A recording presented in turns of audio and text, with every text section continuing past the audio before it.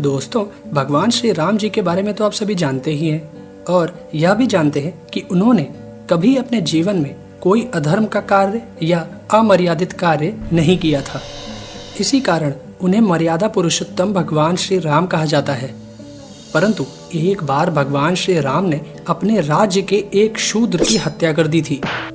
धर्मात्मा श्री राम ऐसा करने पर क्यों और किस लिए विवश हो गए थे? चलिए इस कहानी को हम अपने इस एपिसोड में देखते हैं। दोस्तों, ये तो आप जानते ही हैं कि अपना 14 साल का वनवास समाप्त करने के बाद भगवान श्री राम इस पृथ्वी के राजा बन गए थे। भगवान श्री राम के राम राज्य में सभी लोग बड़े खुश थे।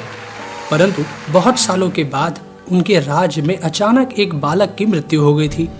तो उस बालक के माता पिता उसका शव लेकर भगवान श्री राम के राजद्वार पर बैठ गए थे और उस बालक के पिता ने रोते हुए यह कहा था कि राजा श्री राम के ही किसी दुष्कर्म के कारण उसके इकलौते पुत्र की मृत्यु हुई है। अतः श्री राम मेरे इस पुत्र को जीवित करें, अन्यथा हम दोनों पति पत्नी भी इसी राजद्वार पर अपने प्राण त्याग देंगे और हमारी हत्या का पाप श्री राम को लगेगा। दोस्तों, जब भगवान श्री राम ने उस व्यक्ति की बात सुनी तो बड़े दुखी हो गए थे। तब उन्होंने इस समस्या से निपटने के लिए देवर्षि नारद सहित कई महर्षियों को अपने राजमहल में बुलवाया था। जब उन महर्षियों ने भगवान श्री राम की समस्या सुनी तब देवर्षि नारद ने एक बात कही कि सतयुग में सिर्फ सत्य और धर्म का वास है।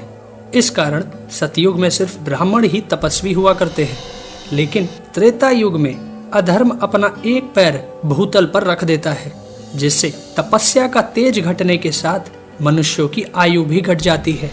इस कारण त्रेता युग में क्षत्रियों को भी ब्राह्मणों की तरह तपस्या करने का अधिकार प्राप्त हो जाता है। त्रेता युग के बाद अधर्म अपने दूसरे चरण को पृथ्वी पर उतारता है। इस कारण ही उस युग को द्वापर युग कहा जाता है। उस द्वापर युग में तपस्या का तेज और भी घट जाता है और मनुष्यों की आयु और भी कम हो जाती है।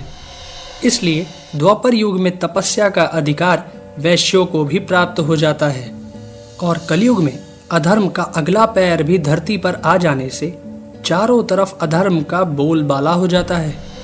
इस कारण कलयुग में सभी तपस्या का अधिकार पा जाते हैं। दोस्तों, देवर्षि नारद ने भगवान श्री राम से कहा कि वर्तमान में त्रेता युग चल रहा है। इस युग में ब्राह्मण और क्षत्रियों को छोड़कर किसी और का तपस्या करना अधर्म है।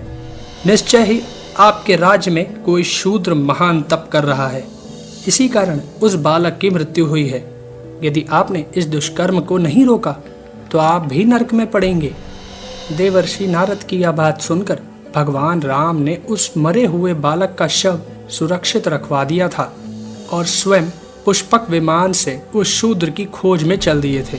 दोस्तों, खोजते खोजते जब श्री राम उस शूद्र के पास पहुंचे तो उन्होंने देखा कि वह शूद्र अपना सर नीचे किए हुए बड़ी कठिन तपस्या कर रहा है। तब श्री राम ने उससे पूछा कि इतनी कठोर तपस्या करने वाले तपस्वी, तुम किस वस्तु को पाने के लिए यह तपस्या कर रहे हो? तो उस तपस्वी ने कहा कि मैं देवलोक को पाने के लिए यह तप कर रहा हूँ। तब श्री राम ने कहा कि तुम धन्य हो, क्या मुझे बता सकते हो कि तुम्हारा जन्म किस जाति में हुआ है? तब उस तपस्वी ने कहा कि मैं शूद्र जाति में उत्पन्न हुआ हूँ। दोस्तों, इतना सुनते ही भगवान श्री राम ने अपनी तलवार से उसका सर काट दिया था। उसके मरते ही उसकी तपस्या से डरे हुए इंद्र सहित सभी देवता प्रसन्न हो गए थे और वह बालक भी जीवित हो गया था, जो इस अधर्म के कारण मृत्यु को प्राप्त हुआ था। दोस्तों, उस शूद्र का नाम शंबुक था और उसकी मृत्यु का पूरा विवरण वाल्मीकि रामायण के उत्तरकांड में और ब्रह्मांड पुराण में उल्लिखित अध्यात्म रामायण में बड़े ही स्पष्ट रूप में लिखा हुआ है। तो दोस्तों, आपको हमारी ये कहानी कैसी लगी अपने कमेंट्स में ज़रूर शेयर करें। साथ ही इस वीडियो को शेयर करना और चैनल को सब्सक्राइब करना भी ना भूलें। धन्यवाद दोस्तों।